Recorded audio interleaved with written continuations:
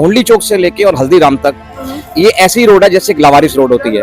Mini Connaught place कहे जाने वाला लाल क्वार्टर मार्केट है और ये आप देख सकते हैं ये जो मेन एंट्रेंस है लाल क्वार्टर की, और यहाँ गंदगी का आलम ऐसा है कि मतलब यहाँ खड़ा होना भी बाहर मुश्किल हो जाता है। यहाँ आने के बाद लाल क्वार्टर में नहीं आए, आप किसी गांव में आए हैं। चौक ये गोंडली चौक से रामनगर मोड़ तक देख लो कितनी गंदगी है।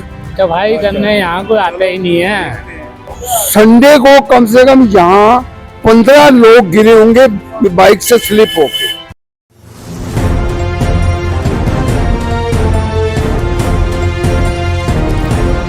कहने को मिनी कनॉट प्लेस, हकीकत में बदहाली का अड्डा बना कृष्णा नगर। जी हाँ, दिल्ली के कृष्णा नगर विधानसभा क्षेत्र के अंतर्गत आने वाले घोंडली चौक से लेकर रामनगर तक हालात इतने खराब हैं कि लोगों का रोजमर्रा का निकलना मुश्किल हो गया है। जिस कृष्णा नगर मार्केट को लोग प्यार से मिनी कनॉट प्लेस कहते हैं, आज वही बाजार गंदगी, अव्यवस्था और प्रशासनिक लापरवाही की मिसाल बन चुका है। स्थानीय व्यापारियों का कहना है कि सालों से इस मार्केट की सुध लेने वाला कोई नहीं है।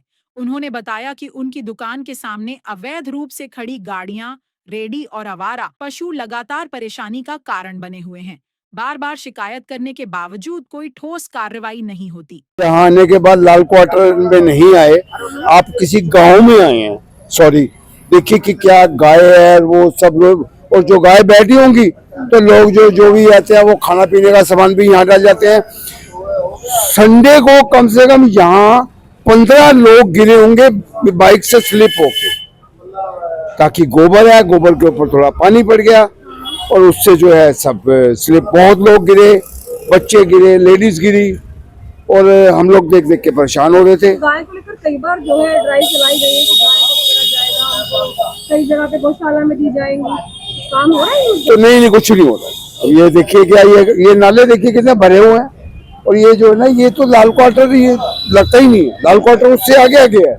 हम लोग तो वैसे ही ऐसे कबाड़ में बैठे हुए हैं जी, अपने रोजी रोटी चला रहे हैं। और दुकान पे इफेक्ट पड़ता है इन चीजों का? बिल्कुल पड़ता क्यों नहीं है। आप ऐसे गंदी की जगह पे अपनी फैमिली को आप लेके आएंगे क्या इस ढंग से आप आएंगे कि भाई हाँ जी वो आगे आगे कस्टमर रहता है, रश है, वहाँ तो पैर रखने की जगह नहीं है, और यहाँ जो है आप खाट बिछा के बैठ जाओ आराम से। साफ सुथरा नहीं है, बहुत गंदगी रहती है। जो कूड़ा होता है वो कूड़ा सामने बैठ जाए, अगर फेंक भी देते हैं तो कोई उठाने वाला नहीं आता यहाँ पे।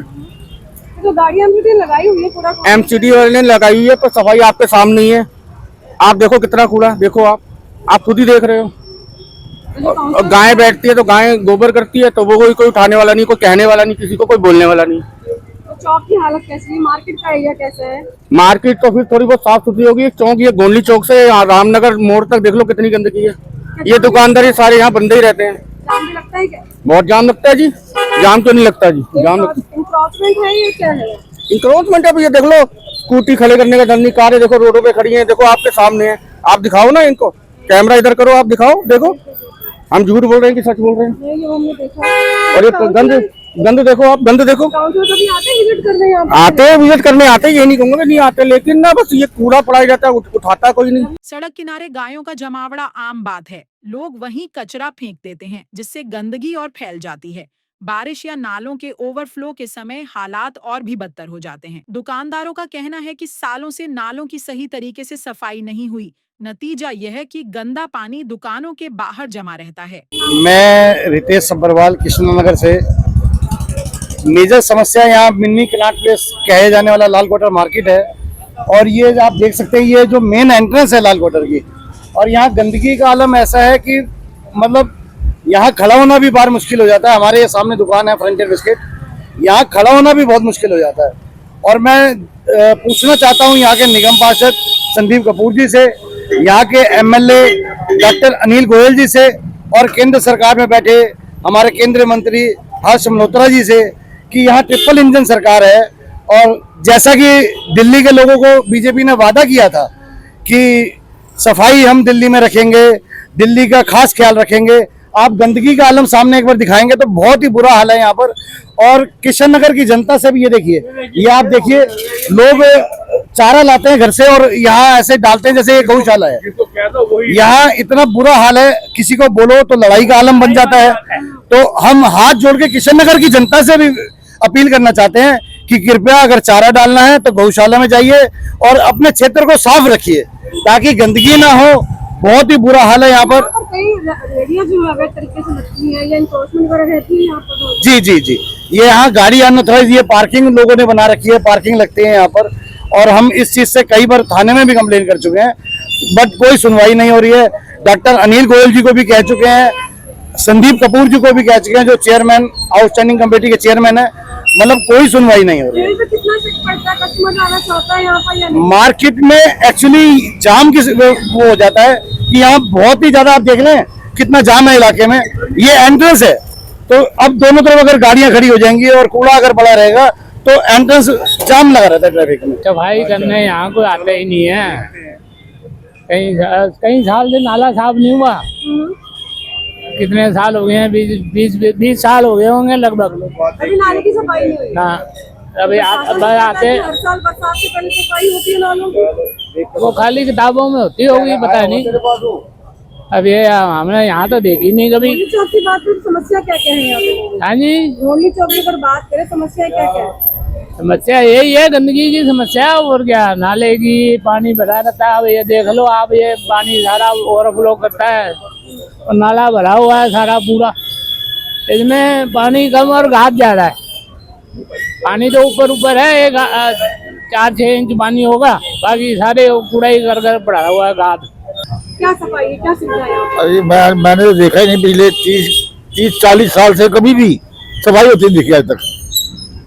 और ये भरा पड़ा पूरा नाला। क्या है यहाँ पर सबसे ज्यादा किस सफाई? सबसे बड़ी ये गाड़ी से परेशान है, और आने जाने वाला जो है खाने वाला सामान यही फेंकते हैं।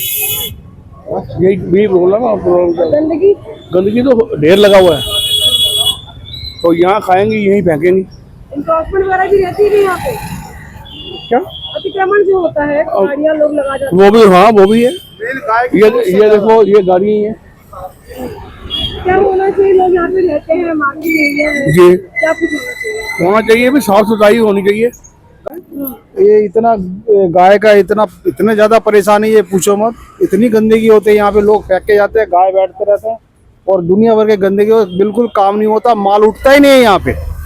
जो वोट के लगाते आते हैं, वोट खत्म, तो ये मलबा भी कोई सुनवाई नहीं है, कोई कुछ भी नहीं है। इतने ज्यादा एमएलए हैं, उनकी शिकायतें की जाती है? शिकायत जाती है, कोई सुनवाई नहीं होती, कोई कुछ काम ही नहीं होता। सुनवाई होता तो सफाई होती है यहाँ पे, बिल्कुल भी सफाई नहीं है यहाँ पे। और अगले पैसे तो दिखता ही नहीं कूड़ा।